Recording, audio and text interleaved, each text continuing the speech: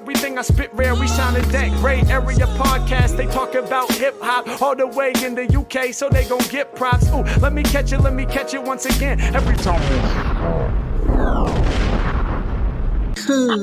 Okay. What happened to? For anyone first listening to this series, this is a series in which we talk about an artist, or in this case, a label, whose career has perhaps not panned out the way we thought it would, or is just in a different space to what it was at a certain period in time.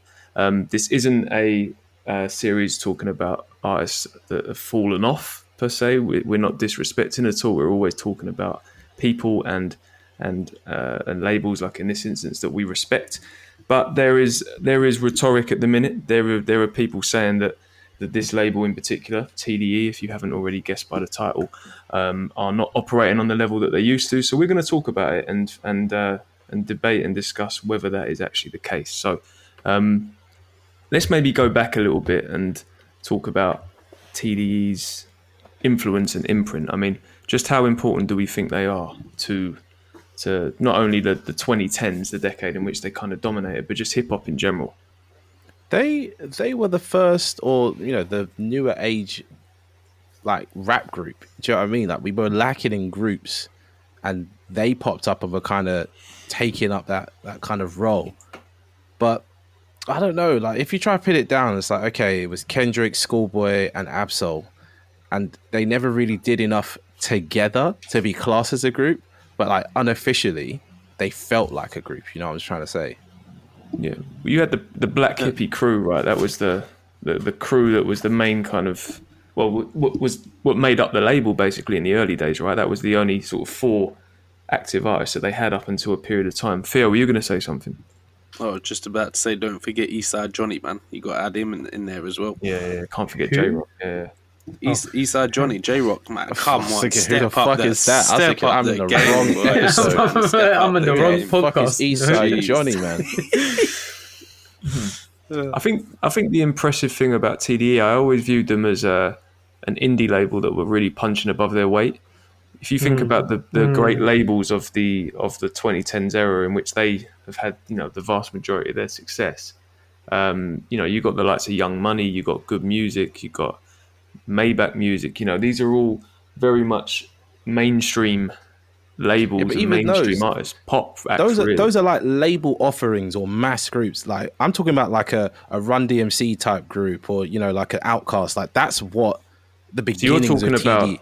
You're talking about like Black Hippy as a collective, aren't you? That's what everybody was. Yeah, everybody was focused on that part of TDE. So TDE used to just be those 3 or 4, if you ask Theo, as opposed to when you think Young Money, you think about like an endless roster of rappers. You think about those compilation tracks like Bedrock, and then obviously when you think Maybach Music, that's fucking just Rick Ross and a whole bunch of fall off people. So it's like, I don't know if I'm making sense here, but it just felt like to me TDE in the beginning was just like Kendrick and his like, until they signed SZA. When they signed SZA, then it felt like, they're shaping up more than just Black Hippy.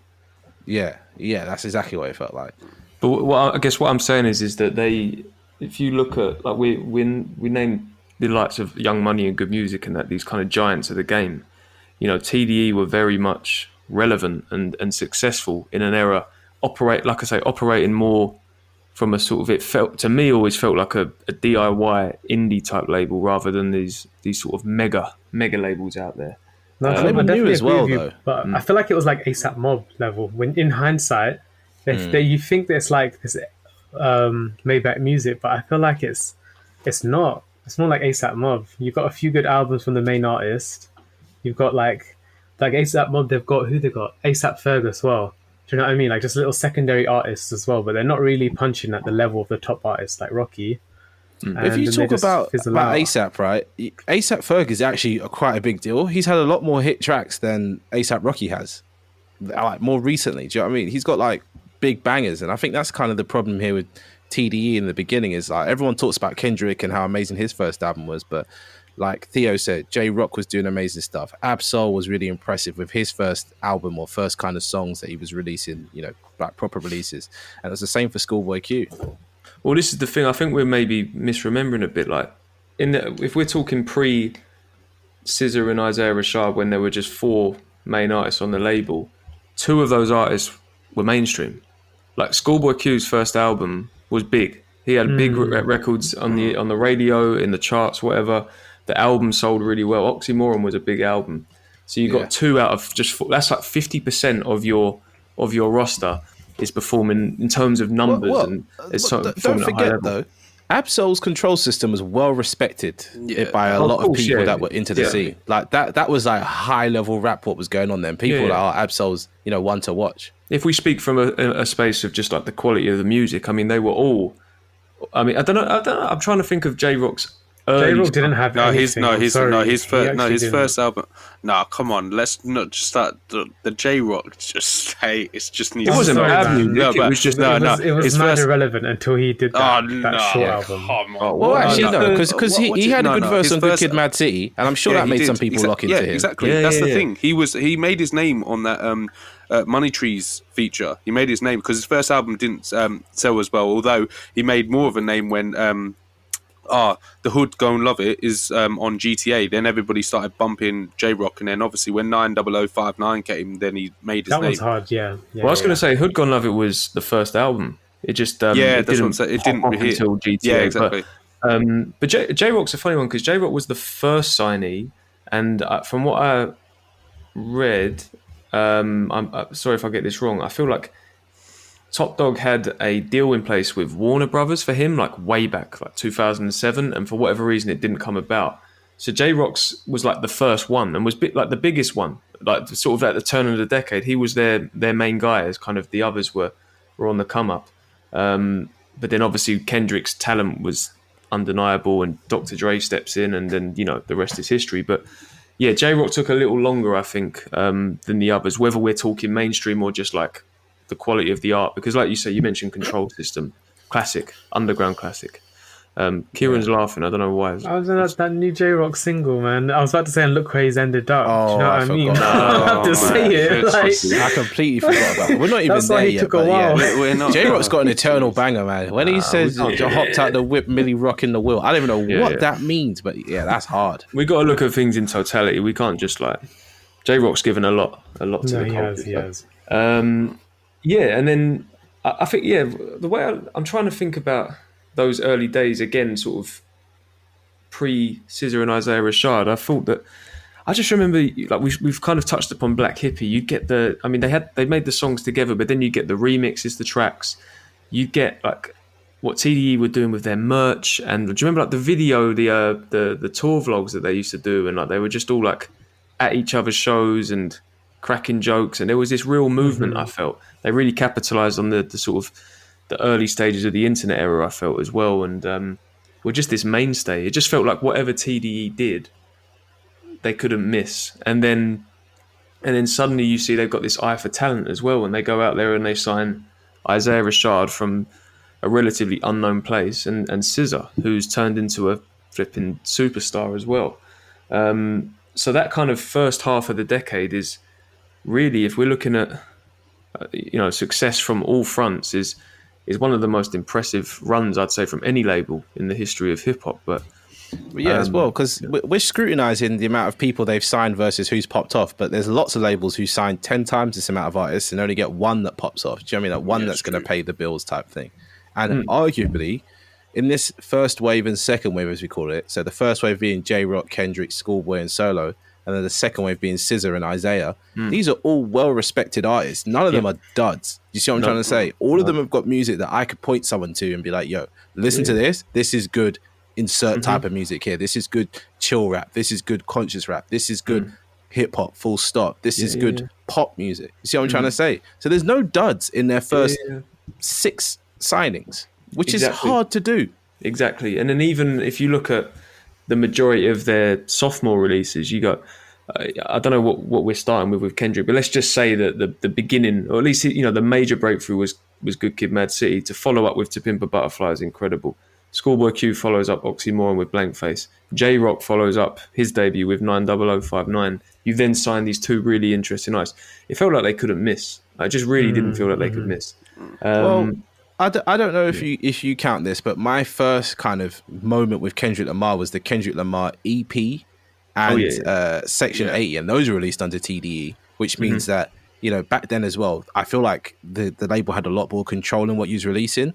And the Kendrick Lamar EP for its time is amazing, and it's still a bit timeless now. That was like 2009. Like, I remember finding that like beginning of 2010, and that's when I started like screaming. No, not beginning of 2010. Maybe summer 2010, and that's when I started screaming about Kendrick Lamar's the best. No one was trying to fucking hear me. And Section 80 dropped. I'm like, this guy's one of the best. But yeah, I don't know. It feels like TDE in the beginning had a very specific vision and a very high barrier. You see what I'm trying to say? Yep. I think so. I think that it's a combination of many things. Like on one hand, you could say, the stars aligned, and they were able to kind of stumble across this group of 4 artists, and then the rest is history. But I think there's a ton of, look at the history, ton of hard work that went into putting this label together. A lot of business savvy. I mean, the deals that they made with these bigger labels that normally take on a lot of the creative freedom, but you listen to these artists and like they had a real like strong roster of in-house producers that remained throughout a lot of these early projects. There was a real and a work ethic as well. I don't know if that's what you meant, Sam, about like a standard or whatever. Like it just felt like there was. In fact, there was even. I remember there was this famous. They used to have something on the wall in the main studio that was like a list of rules that you had to abide by. Just things like that. It was just they were just doing everything right. I felt, and that's why that sort of error has gone down as such a monumental one, because kind of unprecedented, really. And if you think about that time period, it's Wayne's era, it's Drake, it's Nicki popping up, it's J. Cole on his rise, Kanye's running the game, Jay-Z's still popping up. You know, Watch the Throne comes out. All these heavy hitters are dropping, but it's like, in my eyes, TDE is just building, and arguably they sort of ran with it post like 2013, 2014, because there was a bit of a drought, really. Like Kendrick dropped Good Kid, Mad City, and then he dropped To Pimp a Butterfly. And to be honest, a lot of those artists I just mentioned there were having a bit of a weird time, you know, apart from Drake, who arguably has never had a weird time because he just doesn't seem to fucking lose. I know what you mean, yeah. And who could forget as well the cypher, the BET cypher as well. Just moments like that. That was amazing. Like classic moments. That was amazing. That's true. That still stands the test. That's what I mean. We brought that up earlier when obviously it was obviously not in this call, but in previous episodes where obviously he was getting at Drake. That was such a moment with all of them like rapping. But then wasn't Isaiah Rashad already signed by that point when they did the cypher? I'm sure he was. Yes, on that Isaiah had and Scissor. They both would have signed. Yes, I think it was 2014 because it was the summer. But there's the lines about Drake and you know the whole nothing was the same since a sensitive rapper got tucked back in his pajamas, something like that. So I'm thinking it was 2014 based on those lyrics. And Scissor was there, I think, sitting in the background, and Isaiah had a verse, and it was just, man, that felt like a real peak sort of time for them at that point. You know, they were like making a statement, weren't they? They were like, and everybody was like, "Look, CTDE is here." I remember that. Like, it was a big moment.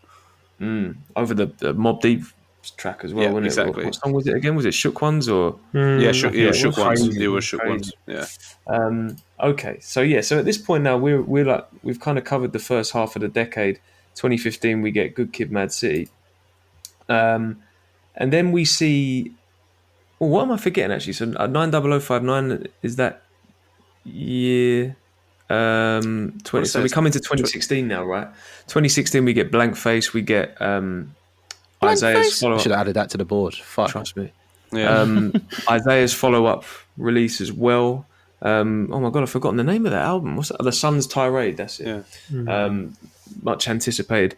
But we start to see a bit of a shift in terms of the artists they sign, and then the kind of the output from some of the main artists as well.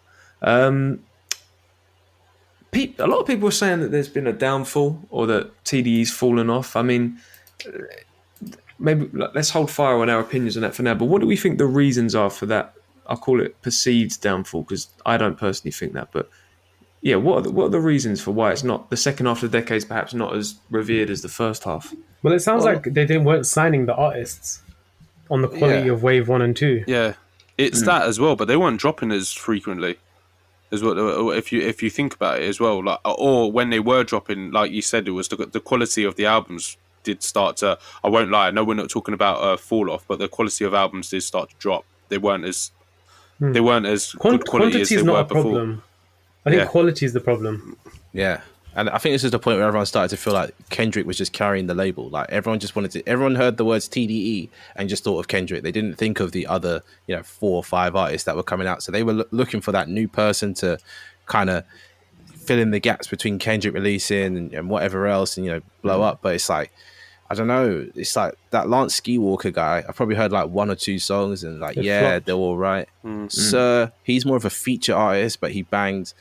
I'm not really listening to Reason that much. And, Reason, if I remember correctly, he had a big song that Sean showed me a long, long time ago. So that was good. But again, nothing else. And then Zakari. Am I correct in thinking Zakari is that singer person? He is the singer. He's the one featured on Love. So again, he's got a song that I quite like one song that's a banger, but I don't really hear much from these artists unless they're featured. And it's normally featured on a Kendrick thing or a J. Cole thing. You know what I mean? They're always featuring on stuff. They're not actually the main event. So not trying to get into the fall off part of things, but I think it's one of those ones where they signed for star power in the beginning. Then they tried to sign those supporting, things to that star power without realizing that they wanted more stars to fill in the gaps. Because, with 6 artists, let's say they drop every other year, all of them, you're not really hitting enough of the year to stay relevant, if that makes sense. Yeah, and as we know, Kendrick likes to take 3-4 year breaks in between projects. And as for SZA, I swear she's only dropped, 1 album and then like a refresh of that album. It's a bit... No, 2 albums okay. now. But still, still. that is still a test to your point. It's still a long gap, and this is what I meant about in the beginning when I said I don't think they're dropping enough, because J-Rock also takes too long to drop. So there was a period from 2017 and 2018 where they were still trying to hold on, because you had obviously Damn, and then you had the Redemption by J-Rock, and you had the Black Panther album. Obviously, the Black Panther album didn't do as well, but they were trying to hold on. And then if you notice from there, no one was then dropping. And Soul at this point, I don't know what was happening with his albums. The quality just seemed to have just dropped. I don't know what happened. And then obviously Schoolboy Q then had, what's the name of that project after Blankface? Because Blankface was all right. It was and the less said about that, the better. So, that's a good project, man. I liked a bit of that. No, I think, don't know. I think there's as with most things, there's a multitude of factors. I think maybe Kieran alluded to it at first I think the eye for talent wasn't there.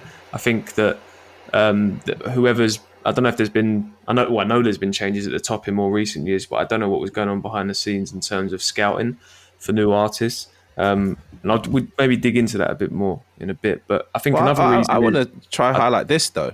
If you think about all the labels we mentioned in the beginning, you think about good music. You had Kanye at the top doing Creative Vision. Young Money. You got Birdman at the top, Creative Vision. And these are all artists that have, a vision and are currently releasing at the time. You look at... I'm trying to think of another group. Even way back when, you look at all NWA or Wu-Tang, there's always someone at the top or a few people at the top with a vision. And I don't think TDE had that. Is Punch an artist? Not really. You know what I mean? So he doesn't have any kind of top-down vision for the label. Does that make sense? I think there was when we was talking about the first half of the decade and about the sort of the strategy and the standard set. I think there was definitely a vision then. I think that, like I say, we mentioned about the inability to scout the next one, the next big talent. But I think another reason is, and I don't like using this word, but I just can't think of another one right now. But I think they've been a bit unfortunate with having some problematic artists as well. And I'm trying to be sensitive because I know there's been, Ab-Soul's been through it. Has lost people, has dealt with addiction. Isaiah Rashad the same. But Isaiah Rashad's thing was a bit different. His was he got famous and then the money ruined him. You see what I'm trying to say? Yeah. But I mean, still, the first thing we hear on the Sun's tirade is Dave Free, the president, being like, "Fucking hurry up and put out an album." Like this, it was literally the theme of the album. Do you get what I mean? So there were 4 years, was it how many years? No, 2 years between Sylvia demo and that. But and then there were 4 years from that until The House is Burning. SZA's been very public and outspoken with her issues with the label, or and back and forth and whatnot. So I think they've had to deal with some J-Rock with his his injury and almost flipping dying with that quad bike crash. So I think they've had to deal with some quite difficult situations that have led to delays in that. I think also another thing is, just on the flip side, is that we talk about, we're saying all these things about this perceived downfall, but then you look at 2017, all they dropped was Damn and Control, but sold a ridiculous amount of records. So then you're like, is it that bad? And then that 2018, we all liked Redemption, and it was a big moment for J-Rock, and I think Sir dropped, and Reason dropped his debut, and that, and they didn't make the same waves as previous albums, but then you had the Black Panther soundtrack, and I know that's perhaps not exactly a TDE album, but it's clearly Kendrick was the curator or whatever, and J-Rock was, they were all heavily featured on it, so it's still a win for them, I think, excuse the pun. So I still feel, as we're getting towards the end of the decade, TDE are still one of the top labels in the game, even if, like I say, they're not really bringing in the same names, or like some of their kind of core artists aren't exactly dropping the same level or the same quality of music. That's how I feel. And even if we skip it to like last year, for instance, when this conversation really started happening, especially with the news that Kendrick was leaving, like 2022, they dropped Mr. Morale and SOS. Like, this is the thing, though. I feel like, I know you mentioned those singles from a couple of other artists, but really and truly, we're just mentioning SZA and Kendrick. The conversation is not about the other artists anymore. There's just two artists that have longevity. They're still making good music. The other artists, and it's a natural thing of artists as well. They release their best music first, and then it just progressively gets worse. I know what you mean, yeah. And that's why I was trying to big up a lot of the sophomore releases, because most artists, their debut is their best. But then the majority of this label improved. But I'm with you. But then on the flip side, it's like, how many labels have a Kendrick, let alone a Kendrick and a SZA? Like, are we being unreasonable? Like, when I say we, I don't mean us four, I just mean people in general. Are we being unreasonable to criticize TDE and say that they're on the decline when, like, most labels don't have two artists on this level? I think most artists shoot bigger shots, though. You know what I mean? As in, they want more people signed, as opposed to TDEs being very kind of like niche and like, oh, we'll sign this person, we'll sign that person. And when those shots don't pay off, you know that they're trying to have a roster of just bangers, but it's not working. So realistically, I know what you mean, yeah. It's not about like, oh, but these two worked out. They're trying to do that every single time. You see what I'm trying to say? I know what you mean, yeah. Like, they've still to this day, I'm trying to count through now, but there's less than 20 people on that label, like maybe like 10 even. But when you don't sign when you're kind of being more nuanced with who you're picking, and then they're not quite delivering on the level of like we're mentioning these later artists who haven't quite popped off like the core artist did, it's more noticeable, right? Unless if you're a bigger label who's signing, like you say, like 10, 15 people a year, and you might get one or two stars out of each of them, then you've got stars, just hit songs, man. Just something to boost something up. You know what I mean? But I know what you mean, yeah. Do you know the other thing as well? Back to the whole like the scouting of the artist. I also think that, and I'm being specific. I'm going to be specific. I'll talk about Reason now, because Reason's someone that his name is. I feel like he's more famous. And I don't mean to be disrespectful, but it feels like he's more famous now for the controversy and like what he says in interviews than he is for the actual music. That's facts, though. And I don't mean any disrespect, because I don't actually think he's bad at all. I think he's actually a good rapper who's got great potential, but it's just not clicking. But I feel like he was kind of almost destined to fail at this label. I feel like I know why they went for him. He's an LA guy. I think where is he from? Is it Compton, or I'm not sure. And there are similarities to some of the other artists on the label, but that's why it's not worked for me, because he doesn't like. I think one of them, like, I don't know if anyone's listened to the most recent album. There's a good few songs on like, this is very much like J-Rock, but he hasn't got that same passion or that same energy that J-Rock has, and then sometimes he'll try and go more into like the current mainstream bag with like the beats that he's selecting and the way he's rapping, and it's like, but you haven't got that same charisma as Schoolboy Q, or just that like that there's something very unique about Schoolboy Q, which is why he popped off. He's a lyricist too, Reason, right? But you're not Absol. So it's like it's just kind of felt like he was always going to be put against these artists because of these similarities, and it was just, and then there was all this hype because he's from LA, and you know, an LA label, and I just felt like it was just never really going to work. It's like Jid. Yeah. I don't think Jid would have worked at TDE because everyone would have went, oh, he's really like Kendrick. Do you know what I mean? It's true. No, it's very true. And you make a good point about Reason. Yeah. Because Reason, that's how I felt about in his last album. Like he's not a bad rapper, but there's something that's missing. For me, it's his like punchlines, or just there's like an oomph missing. It's like he's actually, when you actually listen to what he's rapping about, he's actually rapping about some really good things, but there's a charisma or something, just a passion just lacking, and it just every time like there's a punch, it just doesn't hit whatsoever. It's just not the same, and I have a feeling that's just missing from that. But the thing is, he touched on it is an album where I bet he does feel the pressure of the fact that Kendrick's gone and the others aren't popping off as well as they did before, and he feels like he's now got to carry the label, but he's trying to rebut the fact that he's not anything to do with them. He's his own person, but at the end of the day, when you listen to him, that's all you're thinking about. You are thinking about Kendrick, Q, J-Rock and Soul with the way how he raps, and he can't really get himself away from that. I agree. I feel like he may have done better or thrived at a different label, but obviously hindsight's a wonderful thing. The one thing I will criticise TDE on though is that, and I mean, it isn't like they've never done this before, because like I say, especially with SZA, when she's been very public, we've heard grievances on social media, and then Punch will kind of come back and forth, but it almost became like fans kind of liked it, even it's like, although they were kind of waiting on this music and getting on TDE's back, it was just that was the thing that they did.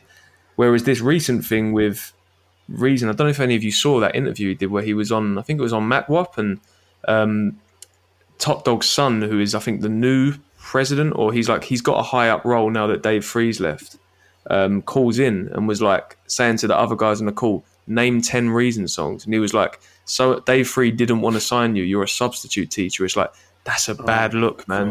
And no wonder Reason isn't popping off, because if your label don't believe in you, then how are you supposed to thrive?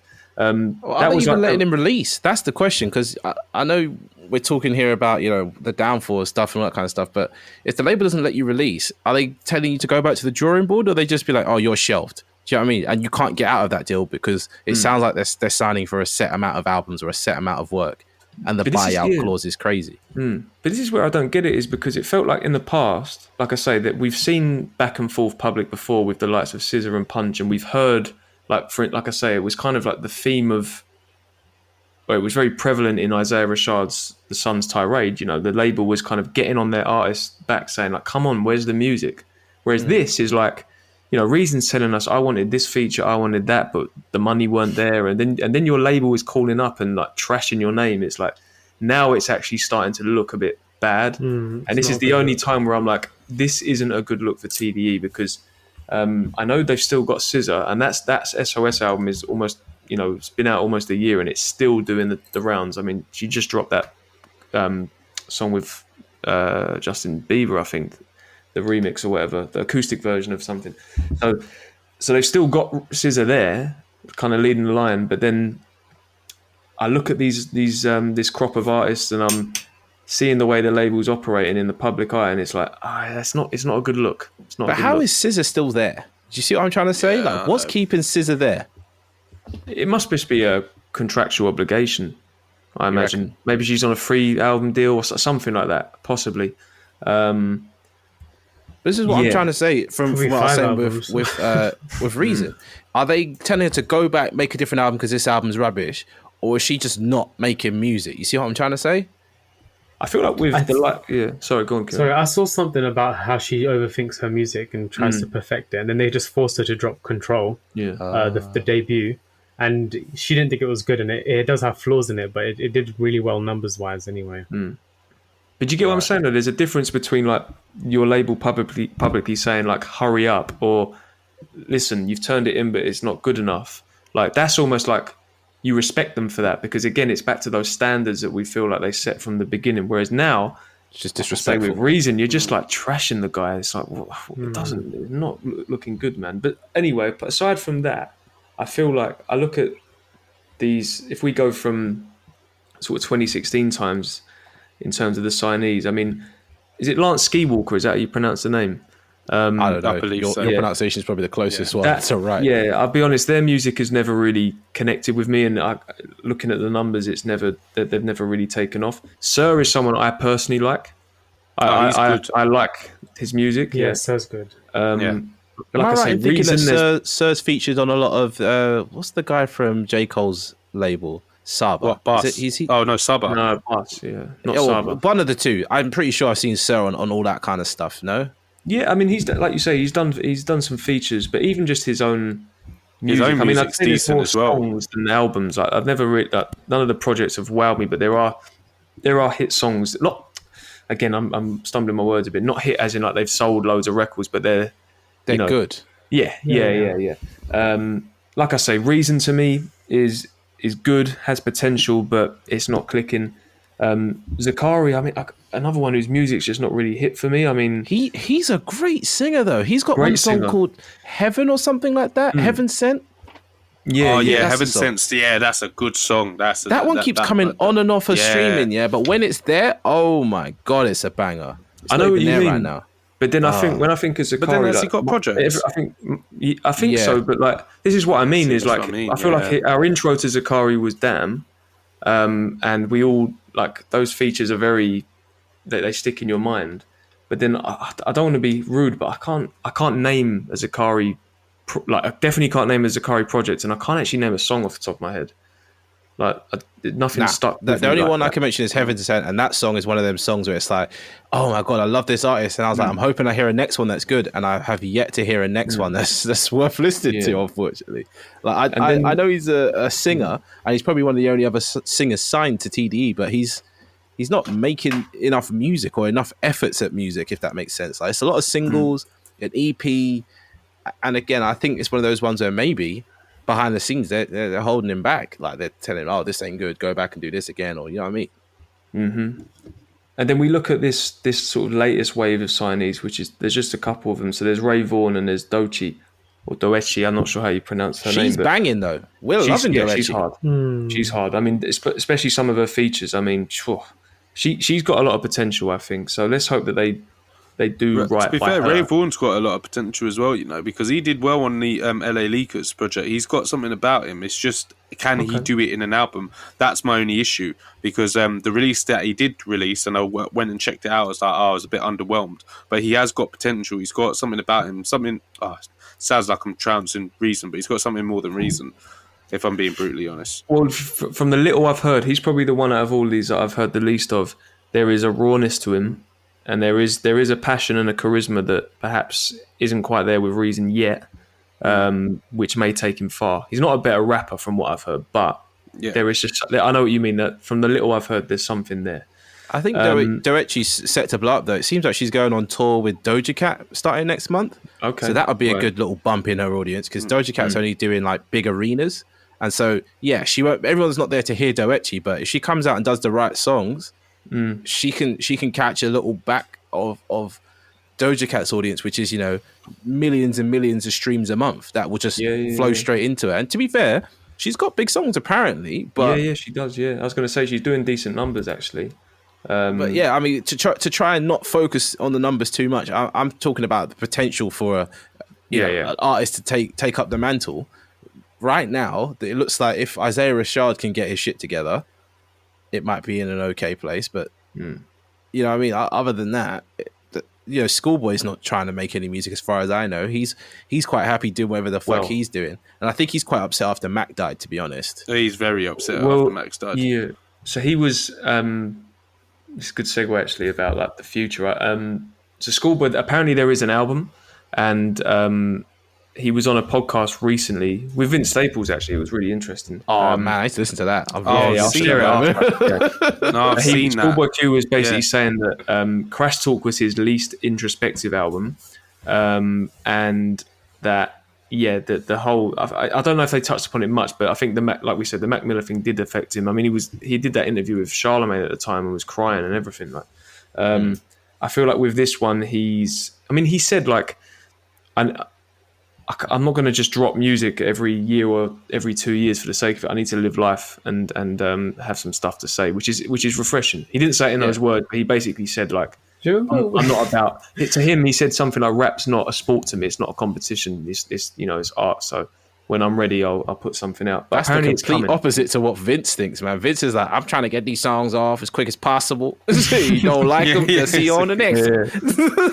Now, Schoolboy's funny though. Remember that time he took that break from album? I can't remember which one it was between, and he gained so much weight. He was looking so chubby, and I was thinking like, oh, has he fallen off? But he came and dropped good music afterwards. He got healthy. He started taking care of his daughter more, and he was making a lot of like memes on the internet. Me and Sean were loving for a long time. He's like, I'm 1 year old. So I don't know. I think it's one of those ones where TDE as a lineup right now, like they've just picked a lot of characters as opposed to a lot of artists. You know what I mean? Like there's a lot of characters. You don't want characters in music. You want people that drop the music, fuck off, come back, drop more music. And it seems like they drop the music, they fuck off, and then they get fucked up, or something happens, or you know what I mean? They get distracted by a butterfly in the field, and that's it. They're gone. You know what I'm trying to say? But do you know the way I see it is though is like to kind of come back to the whole, you know, what happened to TDE and this perceived downfall is like my opinion is that there is no downfall. I think that there's, like anything, there's a lot of recency bias and fickleness, and just, you know, people are looking at Kendrick leaving and the fact that like a lot of the core artists aren't as active and that the newer signees aren't exactly popping off, and they're going, right, that's the end now. But I feel like, of course, with the likes of SZA, and you've got Promise with an artist like Doechi, I hope I'm pronouncing that right. And then you think about I feel like they built enough credit to have another wave of quote unquote success. Not like they haven't been anywhere. Like we said, 2022 is an incredibly successful year for them. But I feel like there is a very good chance because of Kendrick. No, I know that. But what I'm saying is like, if you look at, forget that, scrap that. What I was going to say is that I think we got a button for that one. Edit the fuck out of that. I got to keep get this off before I forget it. What I'm saying is that they built enough credit whereby I have faith that Schoolboy Q could come back with another great album. I think J-Rock has built enough credit where he could come back with a great album. Isaiah Rashad is clearly a very talented artist. There is potential there for great music, at least. And they've still got a huge I don't know what you're saying about J-Rock, man. He's released two singles that have just been off. Man. They've been off. This J-Rock slander. I'm not having it. It's honest slander though. Like I feel like it's like factual. You're way out of pocket, man. Jeez, look how pissed off he's like, I'm talking facts. Let me get my shit off. That J-Rock single was a mess.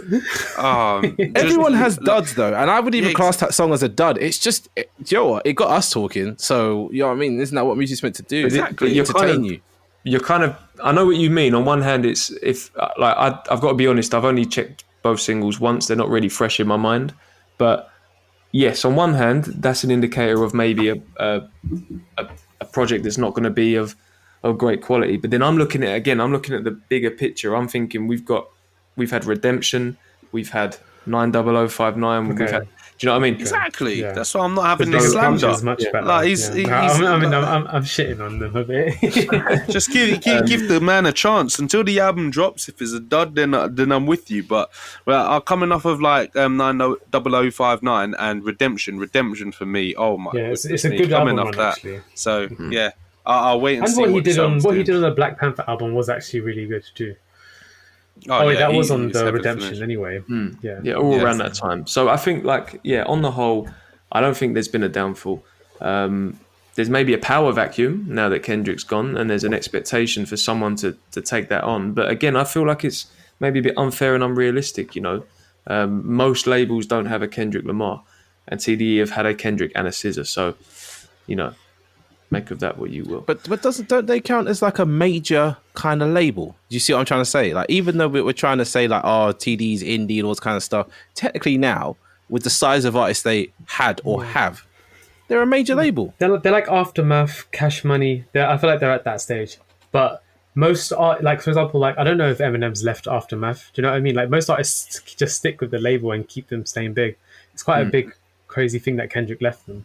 But Kendrick left for a reason. Him and his cousin are going to go off and do their own thing, and that's going to pop off just fine. But is it one of those ones where actually TDE was surviving off two artists and trying to, you know, get the third or fourth one off in the background? But I don't know. Do you, Sean, do you seriously think Schoolboy Q is about to drop something in the next, let's be generous, 2-3 years?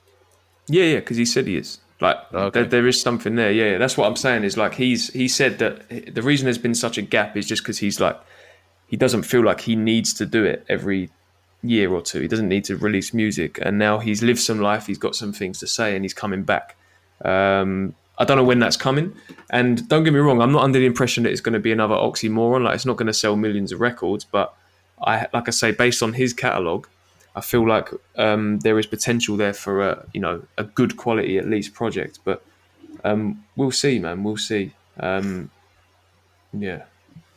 Maybe it says 3 weeks ago that they're in the mixing process of the album. Okay, there you go. Yeah, because I feel like the next two to drop are him and J-Rock. I feel like they definitely have something coming. But yeah, like I say, I'm not blinded by like my bias and all that, and but nostalgia. I don't think they're going to be huge records, but yeah. I mean, for me, because I hold a Schoolboy Q in such high regard, I feel like it can only be up from Crash Talk. And again, that wasn't a terrible album. It wasn't a bad album. It's just like you go from Blank Face to Crash Talk. There is there's a it was a bit of a shock, to be honest. Like Oxymoron banging, bloody Blank Face amazing, and then I was like, Crash. I wanted to like it. Do you know what I mean? But I hear that. It didn't stick. Like even the songs that were meant to stick, the only one that stuck was it Water? What's that song called? Oh, with Lil Baby. Nah, it wasn't that one then. But there was one where he was. What's it called? But I feel like nothing really like. There was one song that I actually can't remember what it was. That's it. Num Num Juice. Yeah. And Water, yeah. Water and Num Num Juice. Chopsticks was terrible. And, if we'd have had the podcast back then, you would have got a full review from us where I would have probably said, you know what? This one ain't it. You know what I mean? It's in the bin. Nah, not in the bin per se, but definitely not his best.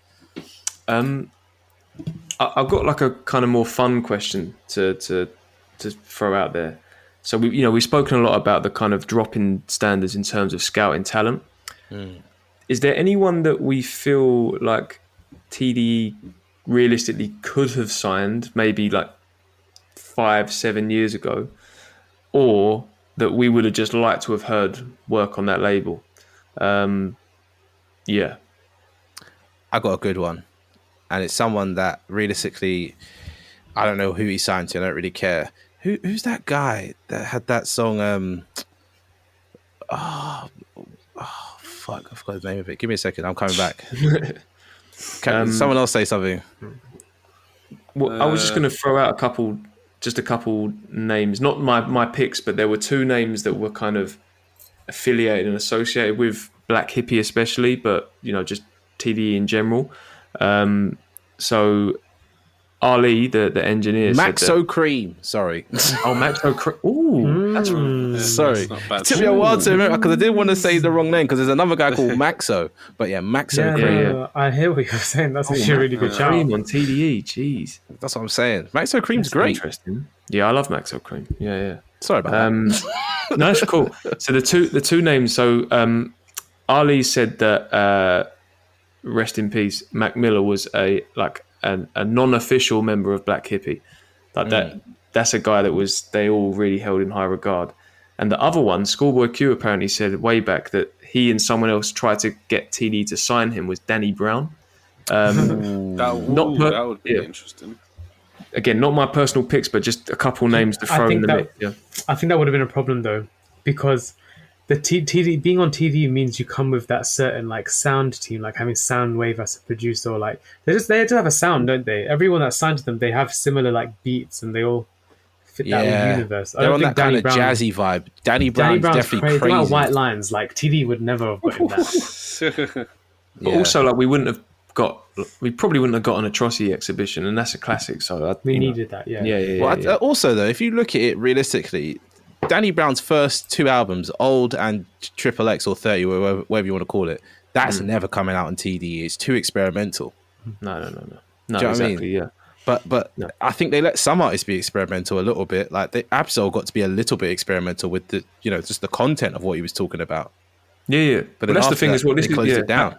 Back to like the massive respect to Top Dog and Dave Free and everyone that was at the top of that label or is at the top of that label, is that when they sign these deals with these major labels and they got these deals for their artists, they were still given creative freedom, right, and marketing freedom as well. I felt so. That's why TDE was always interesting and quite eclectic even and varied. The artists they all had their own little thing. Kieran or Theo, is there any artist that you would have liked to have signed for TDE? Maybe like the kind of mid part of last decade when the standard in signees has perhaps dropped. Who have we got around the time? Name some names. I'm trying to remember. So I got a couple. I got 2 or 3. I've got one. Right. But No, my wife for thinking imagine- this one. I was going to say, imagine Saba. Oh no, what's going on with my laptop? Oh, that's actually a shout, So, Saba on TDE might be, that's one. I've got Do you even know a what? new one. What? Wait, Theo, sorry. Do you know how I feel about that one though? I feel like if that happened, we'd have had another Reason situation, because I do feel like, and I rate Saba. I rate Saba. Oh yeah, you mentioned But this. there didn't are you? I know similarities, what you're coming yeah. from. And I wonder if he wouldn't have thrived as much as he perhaps is doing his. I mean, he's got his own thing anyway with Pivot Gang and all that. But that's just just to kind of stick a fork in that one. But who was the other one you were going to say, Theo? Oh, Red Veil. Red Veil. Oh, that's cool. That's a well recent. That's like a modern signing, though. That'd be cool if Yeah. they did that. Who's the most recent person they signed? Doechi. Doechi. And then before that was Ray Vaughan. They're signing slow though. I'm seeing it here. 2 years ago, then a year. It's slow signings. You put a lot of pressure on your artist that way, right? I think because it's always signing like, slow. you look at it, from 2016. Almost every year they sign one person. So it's like, that's the person. Do you know what I mean? Like, imagine 2016 times, like, oh, Lance Skywalker, that's the one. It's not like you get a load of people in and then, See how it goes. Though you're right. You're 100% right. Yeah. Kieran, is there anyone? Do you know, I was gonna. The thing is, like, I was gonna say Lil Uzi Vert, but like I was thinking about that one from 2021 where he was just like spitting. I feel like that could work kind of cool on the label, but Uzi. the other stuff he does wouldn't work. I don't think Uzi can fit on this label because he's too You know when singy. he's spitting though, when he's spitting. Joe, to throw a wild one out there, imagine Tyler on TDE. It would have never happened, but Tyler on TDE. Never happened, yeah. No. Yeah, I know what you mean. But Or someone from Odd Future on TDE, because it's all the same. Think about it, they're the same area. yeah. It's all Los Angeles, so Like Domogenesis or something. Well, listen, there was a time when we had on Atrocity exhibition even, we had that Posse Cup which had Absol, Kendrick, Danny Brown, who we just mentioned, and Earl. So, but I can't see any of. Imagine on things like PG Lang now, because we're moving away from TD and we're talking about the offshoots and what could potentially happen. PG Lang, Earl signs, and Earl is allowed to release the best work he has since Doris, or whatever the other one was. What's the one I don't like? Shit, I don't go outside. He's allowed to release his best work since then. Do you know what? Earl on PG Lang. After that Danity Kane single, that one. Yeah, trust me, that Danny King was so hard. This is what I'm saying. That's why I'm asking the the question. energies. Do you think that is something that could potentially happen? Because the link up ain't too crazy, even though Kieran tries to say he's not from LA. Yeah, he's an LA rapper. Kendrick is probably looking for that young blood, but also like somebody who's got a bit of clout behind him. And I would question whether or not he's looked at Earl and thought, I would like to sign Earl, because Kendrick knows what good rappers look like. And Earl is arguably one of the best out there. I feel like Earl could do with some marketing push as well, to be honest. Surely he's frustrated that he's not. I think he's happy. I think he's on that Frank Ocean vibe of just living with less. Do you know what I mean? I Like think he's happy living with less. He's hella woke. It's actually true. Earl's got a mad following, like massive following. Cult following. It's cultish, isn't it? You saw when he came to Proper London the other following. day, how quickly that show sold out and like how much people were queuing up for hours beforehand. But I don't know. Surely he'd want a mainstream moment again at some point, though. I don't know if he needs a mainstream moment or if he can just capture the rap audience well. Because we spoken about this in a few episodes prior that like hip hop is not in a good place right now. And so if we go back into that kind of like only the people that are into like actual rap are into it, Earl stands a chance to, you know, No, that's what I was rise talking up. about. You know, like what Nas is going for at the moment. It's like it's not mainstream, but it's like rap. The whole rap fans will rate him. For that. I think that's coming with this Alchemist project. To be honest, I think that it's a shame it's inaccessible, so a lot of people haven't got a chance to hear it. I'd say, but I say inaccessible. It's not on Spotify, so a lot of people aren't even getting suggested it or getting a chance to listen to it. Is what I mean. But yeah, I wonder if Kendrick is gonna expand his label outside of him and Baby Keem, because Baby Keem for me does not have the legs to carry PG Lang, if that makes sense. It's always Baby Keem and Kendrick for me. And Baby Keem has had his moments and his album was very good, but I don't know if he's got that in him. Although there's one artist we forgot, but I feel like it's because we don't like them that much. Not trying to hate, but it's Tanner Leone. Tanner Leone. Man, that music just does not hit or connect at all. Not, Even like and you think seeing him live, he's good. I think there was maybe one track I was like, oh, maybe this is good. No, it wasn't happening live. It wasn't happening. I'm not gonna lie. I was just sitting there thinking, let's go. Not sitting, standing. To me, as an artist that just needs to find their voice, you know, needs to find their voice, not try and emulate other artists. I don't think they're consciously doing it. I'm not saying they're biting, but they just need to. It feels way too familiar. So I got a few suggestions, but I thought about this from more of I was trying to think of it from a tactical, strategic sense. I was trying to put myself as like someone at the top of TDE making these decisions. And hindsight's a wonderful thing, but someone who I feel like they could have, and I'd be interested to know if they did try, but someone who they maybe could have snapped up in like 2014, 2015 times that would have worked is Anderson .Paak, I think. He could have been that nice person that floats between each album and like plays the drums here, does a bit of this there, sings the hook here. Do you know what I mean? I feel you on that. Oh, sure, yeah. No, like Dre saw it, you know. Maybe that's why they didn't get him, because Dre like got in there, you know. But I just feel like that was someone again that could have. We're talking makes high quality music, but also pushes through into the mainstream. And then we're looking at Kendrick leaving TDE different now. Imagine TDE is sitting here with SZA and Anderson .Paak. That's we're talking something. This is something that I want to say as well, though, because I pointed out earlier that the having the artist at the top is a different thing, where you've got the artist who's guiding the vision of the label. They don't have any what I call mixed media artists, right? As in somebody who can do something in different parts of each album, like someone who can actually produce real beats and rap, or that kind of thing. And a lot of other labels have that, or they have that one star producer as well. Do you know what I mean? Yeah. TDE doesn't have that. They got mixed by Ali, but he's a mixing engineer, so his job doesn't really get to happen until realistically closer to the end. They haven't got that person that's helping them churn stuff out. Do you know what I mean? The closest thing they have, I'd say, to a big name is Soundwave, but it's not. We're not talking Hit Boy. We're not talking 40. We're not. Mike Will.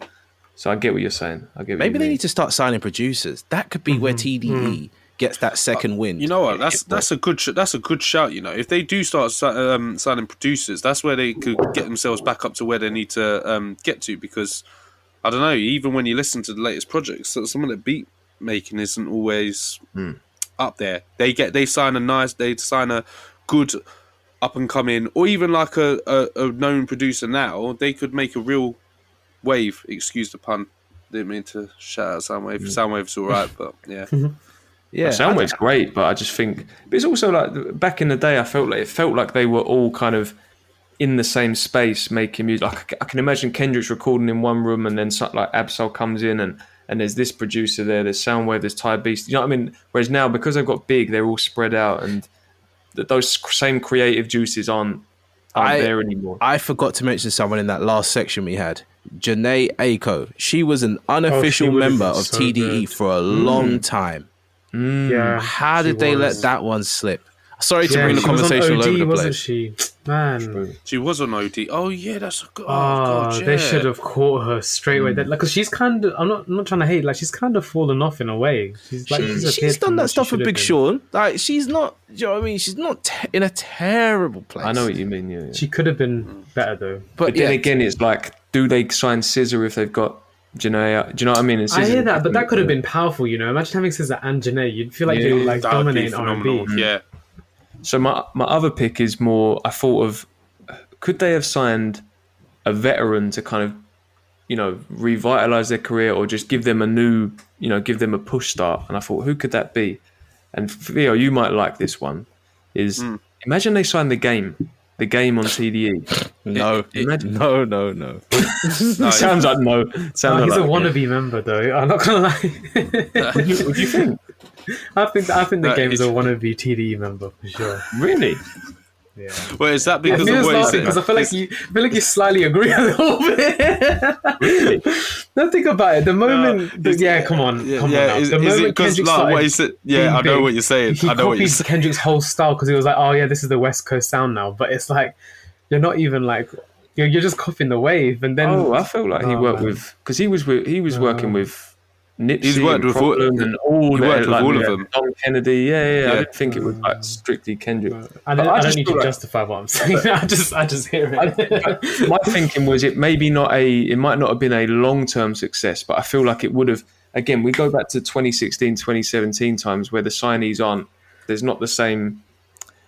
For me, it would have been maybe a different strategy rather than trying to find someone unknown. The next big thing, you bring in someone from the area, you know, a big name that's perhaps not in the same space as they were 10 years ago. Maybe you get a bit of short-term buzz and success from someone like that. I definitely hear what you're saying. It does actually make sense. The last one for me, and this one is this is more of a personal one, is I'm thinking about someone that maybe is from that kind of same era as the core artists. Their career didn't quite pan out the way we expected it to, and there was like a moment in their career where this could have maybe happened. Is Big Crit, like 2017? Why you always got to jam Big Crit in everywhere, man? Leave him alone. The scoop is. I'm talking like when when Big Crit made Forever Is a Mighty Long Time. Yeah, around that time when he like leaves Def Jam and is trying to figure out. I mean, obviously he's gone off and done his own thing. I'm just saying. I'm just thinking, and this isn't me saying like this would have worked. I'm just saying could have been interesting, like working with TDE eyes. That's I definitely hear that. Yeah. Well, that would solve the beat making side as well. True, definitely, actually. because, Yeah, you're right. Because honestly, that does feed into my own point. Crit has always been good beat making. If he went into TDE, that would really solve that problem. And you're right, he would be coming off from names. No, he would be coming off for Forever's a Mighty Long Time, and that could really give the whole label like a buzz. So no, that's a good shout. To be fair, when you think of it, That's probably the best one. it is. That's the most realistic one that could actually still possibly go down. Do you see what I'm trying to say? You're right. You know, Big Crit needs saving. Oh, well, I didn't say that. But here's something I want to talk about, because I don't know if you guys watched the videos that Sean put in there. Yeah, what's Kendrick mean by pickle juice holding up my man's hat? What is that? Did you? Sean, am I lying? That's This what is was a said. clarification. What are you saying? Kendrick said some odd stuff on live streams, right? He does like, yeah. Please I need expand on that, because I don't know what it explanation. means. I just What the you pickle talking juice about? holding up his hat. Like, what? Oh my day. Yeah, you just need to see that one and just experience it. But yeah, like no disrespect, but imagine TDE. I hate saying this, but rather than signing like Lance, Reason, and Sakari, they sign Big Crit, The Game, Anderson .Paak. It's a different Stop outlet. that now. Stop with The Game. That's not a serious one. That's silly. That's silly. Take that out. Try again. All right, Sam. remove your like personal taste, and then also like forget like recent history. Are you telling me that The Game is less exciting than Lance Skywalker? I'm saying like as like I'm not comparing the two. I'm just saying take that out, man. Take it out. Okay, it's not good. This is like your Nas hate. No, it's not Nas hate. The Game is no. No, Yeah, I guess I hear what Sean's saying though with the game, because obviously the West Coast, and he was all on that wave, and he wanted to he was working with Q. He was Q Soul that wave. I don't know what's going on with Q. He's doing something else. All right, okay, sorry. Oh my god, where's he gone? I don't know why he's falling over. He's just falling off the chair. I don't know. Guys, Sean, carry on with your point and wrap this up, because Kieran's clearly not coming back on the podcast. He's on the floor. Regardless of the names, forget the names. I guess what I'm trying to say is I wonder if the strategy could have been different. Again, rather than trying to sign these unknown, trying to find the next SZA or the next Isaiah Rashad, you sign more established names. Whether that would have fared them better, at least around that time. That was what my point was. Okay, I think we've done. Let's just cap it off. How do we feel about their future? I know we've kind of touched upon Schoolboy Q and J-Rock potentially dropping albums soon. We've mentioned the likes of Rayvon and Doji. How do we feel about the future for TDE? I think the future of TDE is going to lie in the balance of them being able to retain SZA for now and grow Doechi. Maybe they're going to have to transition into a kind of jazz-focused R&B label as opposed to a hip-hop label. But if they can keep hold of SZA, get Isaiah releasing a bit more, get fucking Zakari to do something, then they can be on that R&B jazzy rap side and grow Doechi and all that kind of stuff. But if they lose SZA, this label is going to die very, very fast. Okay. Yeah. Theo, Kieran? No, I agree. If they lose SZA, they won't have any money makers anymore. No one's making their money. Wow. No, Straight up. It is true, but they need to. Doechi is the future. They need to hold on to SZA for dear life, and and grow Doechi, and then they'll be all right. Because Isaiah Rashad can come back. He comes in for a nice album. Then they can keep that label ticking. But keeping SZA is vital, really. Yeah.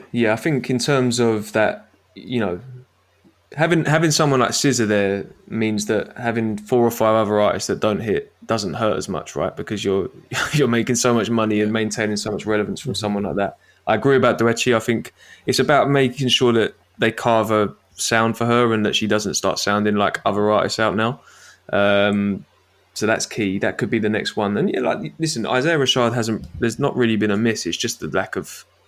It's just the gaps between the projects is what perhaps hurts a little there. But I think they need a big signing though. They need some new signing that's exciting because, like we were saying, Ray Vaughan and stuff, and Doechi.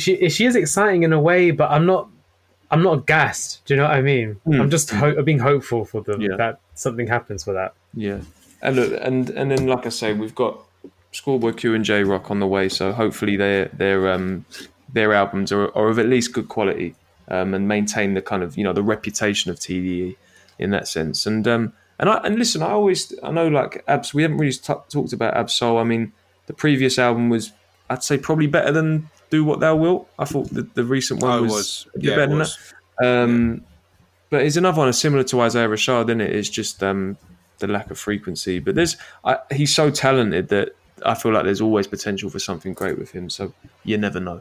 But in a nutshell, there's been no fall off to me. It's just when you lose a guy like Kendrick, it's obviously gonna,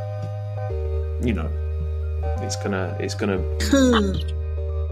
Hey, this is Sean, and thanks for listening to another episode of The Grey Area. Are you an upcoming artist, critic, journalist, or content creator? Hit us up on our Discord or in our YouTube comments if you want to share new music, take part in an interview, or are interested in collaborating. Links to these can be found in the show notes. Take care.